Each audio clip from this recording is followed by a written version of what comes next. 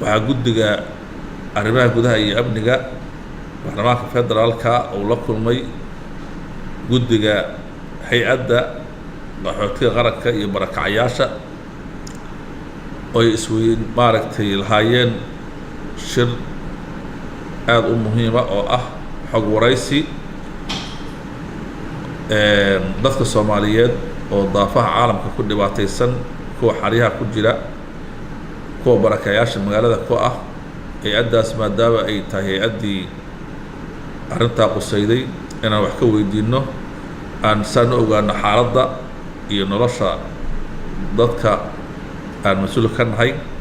in badanna waa ka ogaanay aad bay hay-adda u mahadsantaa shaqo badanna way qabteen adduunya mar walba waa iska maaragtay qabyo wax badan oo baahiyaho jirana way noo sheegeen insha allahu aan ka wada shaqayn doona haddaa la yidhaahdo marka waxaan insha allahu aan jecelnahay inaan arrintaas aan insha allahu dib dambeeto uga sii kulanno insha allahu haddaa la yidhaahdo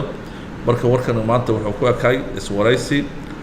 xogta iyo xaaladaha ay marayaan dadkaas oo maaragtay dalka gudihiisa barakaca ku ah iyo kuwa daafaha maaragtay dowladaha dariska ama maaragtay kabasi xagga jira xogtaasaan wadaagnay